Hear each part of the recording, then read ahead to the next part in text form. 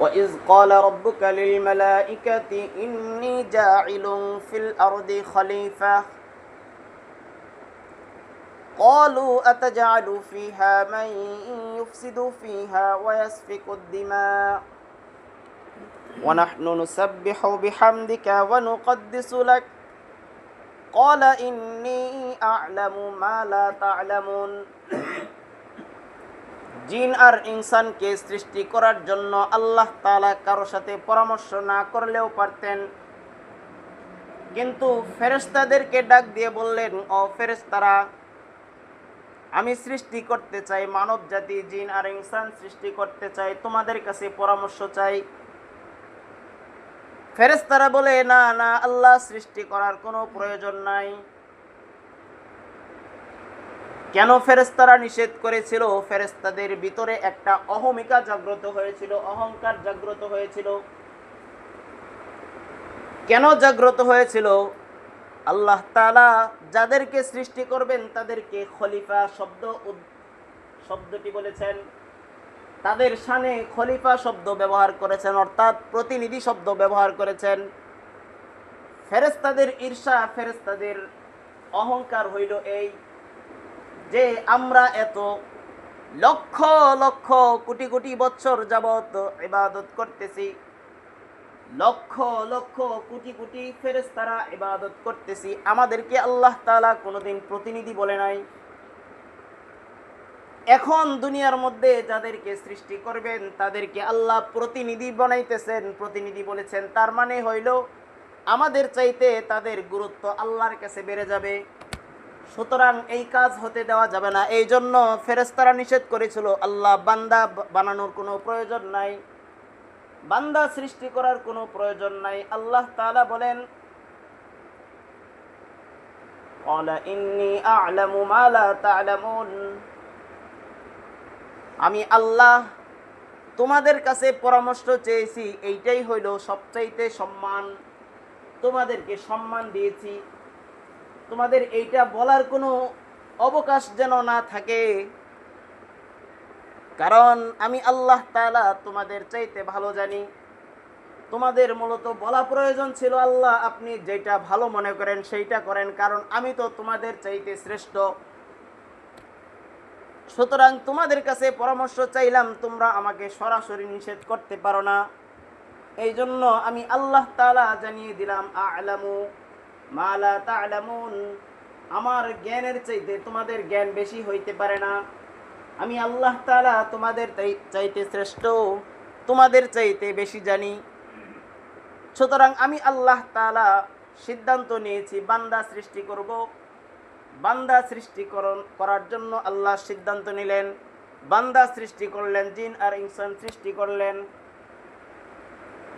ফেরেশতাদেরকে নির্দেশ প্রদান করলেন, আমি আমার খলিফা প্রতিনিধি সৃষ্টি করেছি, তোমরা তাদেরকে সিজদা করো।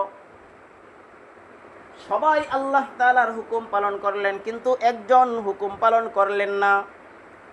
আল্লাহ তাআলা তার উপাধি দিয়ে দিলেন ইল্লা ইবলিস। আল্লাহ তাআলা অভিশপ্ত করলেন, ধ্বংসপ্রাপ্ত করলেন। আল্লাহ তাআলা তাকে যখন অভিশপ্ত করলেন যে তুমি শয়তান হিসেবে আখ্যায়িত হয়ে গেলা, এখন থেকে তুমি শয়তান, তুমি ইবলিস নামে রূপান্তর হয়ে গেলা, সবাই তোমাকে ইবলিস মানবে, তুমি আর মুআল্লিমুল মালায়েকা থাকতে পারবা না, তুমি শ্রেষ্ঠ ফেরেশতাদের মধ্যে থাকতে পারলা না। আমার হুকুম অমান্য করার কারণে আমি তোমার উপর আমার গজব নাজিল করলাম। সেই দিন ইল্লা ইবলিস, এই ইবলিস আল্লাহকে বলেছিল, ও আল্লাহ, আমাকে যেহেতু পথভ্রষ্ট করেই দিলা, অভিশপ্ত যেহেতু করেই দিলা, আমাকে এমন কিছু ক্ষমতা দাও যেই ক্ষমতাগুলো দিলে আমি তোমার বান্দার রগের শিরায় শিরায় প্রবেশ করে করে তোমার বান্দাদেরকে ধোঁকা দিতে পারি। আমাকে হায়াত দাও। কিয়ামত পর্যন্ত হায়াত চেয়েছেন। আল্লাহ তাআলা কোরআনের আয়াত নাজিল করে দিয়েছেন, ওয়াস্তাফজিজ মান ইসতাতা'তা মিনহুম বিসাউতিকা ওয়া আজলিব আলাইহিম বিখাইলিকা رجلك وشاركهم في الأموال والأولاد وعدهم وما يعدهم الشيطان إلا وما يعدهم واستفزز من استطعت منهم بصوتك وأجلب عليهم بخيلك ورجلك وشاركهم في الأموال والأولاد وعدهم আল্লাহ তাআলা বলতেছেন, ও ইবলিস, যাও তুমি আমার বান্দাদেরকে যেহেতু বিভ্রান্ত করার জন্য, পথভ্রষ্ট করার জন্য হায়াত চেয়েছো, আমি হায়াত দান করলাম। বিভ্রান্ত যাও তুমি করো, তোমাকে বিভ্রান্ত করার ক্ষমতা দিয়ে দিলাম। খেয়াল করবেন, বিভ্রান্ত করার জন্য আল্লাহ তাআলা শয়তানকে ক্ষমতা দিয়ে দিয়েছেন। যাও তুমি তোমার আওয়াজ দ্বারা, তোমার আহ্বান দ্বারা তুমি আমার বান্দাদেরকে, খলিফাদেরকে, প্রতিনিধিদেরকে তুমি বিভ্রান্ত করতে থাকো। তুমি যাও তোমার কথা দ্বারা, যেভাবে তুমি পারো, তুমি তোমার কথা দ্বারা, তোমার জ্ঞান দ্বারা, তোমার এলেম দ্বারা তুমি তাদেরকে বিভ্রান্ত করতে থাকো। তোমার আহ্বান দ্বারা, ডাকের দ্বারা তুমি তাদেরকে বিভ্রান্ত করতে থাকো, পথভ্রষ্ট করতে থাকো। আল্লাহ তাআলা বলেন, মিনহুম বিসাউতিকা ওয়া আজলিব আলাইহিম বিখাইলিক, পরিচালনা করো তোমার পদাতিক বাহিনী তাদের কাছে, অশ্বারোহী বাহিনী তুমি তাদের কাছে পরিচালনা করো। এই সমস্ত পদাতিক বাহিনী, অশ্বারোহী বাহিনী পরিচালনা করে তুমি তাদেরকে পথভ্রষ্ট করো। আল্লাহ তাআলা বলতেছেন, ওয়াল আউলাদি ওয়াইদুহুম, তুমি তাদের সন্তানদের সাথে শরীক হয়ে যাও, তুমি তাদের সম্পদের সাথে শরীক হয়ে যাও। তাহলে আল্লাহ কি অনুমতি দিয়ে দিল। এখন আমাদের কর্তব্য, আল্লাহর রাসূল সাল্লাল্লাহু আলাইহি ওয়াসাল্লাম বলেন, আল মারউ মা'a মান আহাব্বা, দুনিয়ার মধ্যে যে যার সাথে চলমান, দুনিয়ার মধ্যে যে যার সাথে বন্ধুত্ব সুলভ আচরণ করেছে, দুনিয়ার মধ্যে যে যার সাথে চলেছে, যে যার সাথে উঠা বসা করেছে, হাসরের ময়দানেও আল্লাহ তাআলা তাদের সাথে তার হাসর দান করবেন। এখন আমাদের শিক্ষণীয় বিষয় হইল সিদ্ধান্ত নেওয়ার বিষয়। আমরা কাদের সাথে চলবো, এই জন্যই বলেছিলাম যে চলার নীতিমালা আমাদের গ্রহণ করতে হবে। আল মারউ মা'a মান আহাব্বা, আমার চলার সাথী যদি বেনামাজি হয়, তাহলে আমিও কিয়ামতের ময়দানে, হাসরের ময়দানে বেনামাজির সাথে হয়ে যাব। বেনামাজির সাথে আমাকে দাঁড় করানো হবে। সুদখোর, ঘুষখোর যারা আছে, যারা আমল করে না, আল্লাহ তাআলাকে বিশ্বাস করে না, নবীর সুন্নতের আমল করে না, এরকম ব্যক্তি যারা আছে, বেআমলদার, বেঈমান যারা আছে, এই বেঈমানদের সাথে যদি আমার উঠা বসা হয়, তাহলে হাসরের ময়দানে আমারও উঠা বসা থাকার কারণে ওই দিন ওই বেঈমানদের সাথে আমাকে উঠানো হইবে। হাসরের ময়দানে যখন এক একজন বান্দাকে আল্লাহ তাআলা তার চলার সাথীর সাথে হাসরের ময়দানের মধ্যে বিচার কায়েম করবেন। ওয়াজাআলাল খাবিসা বা'দাহু আলা বা'দিন ফায়ারকুমাহু জামিআন ফায়াজআলাহু ফি জাহান্নাম। দুনিয়ার মধ্যে লাকড়ি যেরকম একসাথে করে করে আমরা একসাথে গিট দেই, একসাথে বাঁধি না, আল্লাহ তাআলা বলে ফায়ারকুমাহু জামিআন ফায়াজআলাহু ফি জাহান্নাম।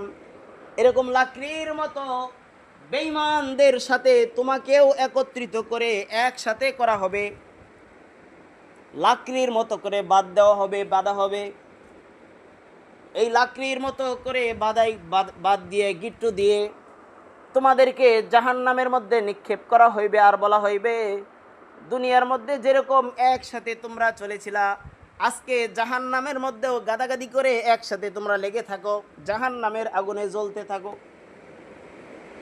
এজন্য আল্লাহ তাআলা বলে, ইন্নামা ওয়ালিয়্যুকুমুল্লাহু ওয়া রাসূলুহু ওয়াল্লাযীনা আমানুল্লাযীনা ইউকিমুনাস সালাতা ওয়া ইউতুনাজ যাকাতা ওয়া হুম রাকিউন।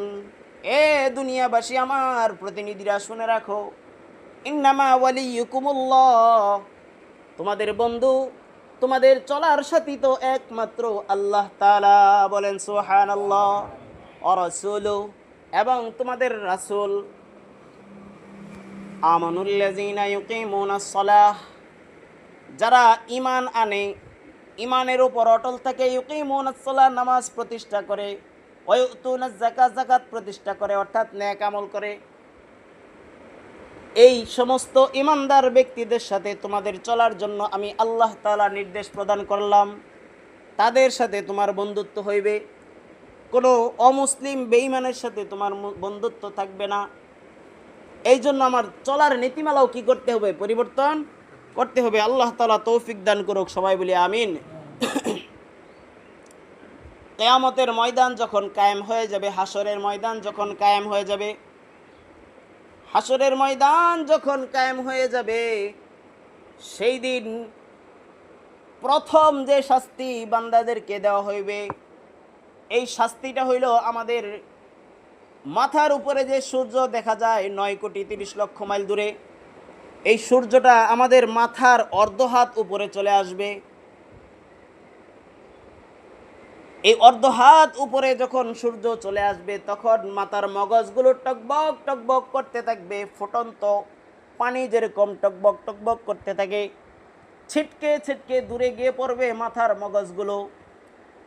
ওই দিন একটা ছায়া থাকবে, যে ছায়ার নিচে মানুষ দাঁড়াইলে একমাত্র শান্তি অনুভব করবে, ওই ছায়ার নাম হলো আরশের ছায়া।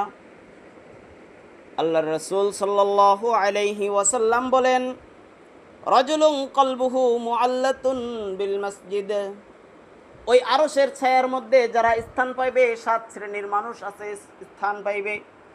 তার মধ্যে এক শ্রেণীর মানুষ হইল মুআল্লাতুন বিল মসজিদ, যাদের অন্তরটা, দিলটা সর্বদাই মসজিদে পড়ে থাকতো। এখন মসজিদে যাদের দিল পড়ে থাকে, তারা কি বেনামাজি হয়? মসজিদের সাথে যাদের দিলের মহাব্বত থাকে, তারা তো আজান হওয়ার সাথে সাথে মসজিদে চলে আসে, আজান হইলে তারা নামাজ পড়ে। আমরা যেন নামাজ পড়তে পারি, আমরা যেন আরশের ছায়ার নিচে সেই হাসরের ময়দানে কঠিন দিনে যেন আমরা ছায়া পাই। আল্লাহ তাআলা আমাদেরকে তৌফিক দান করুক, সবাই বলে আমিন। ওয়া আখিরু দাওয়ানা আনিল হামদুলিল্লাহি রাব্বিল আলামিন।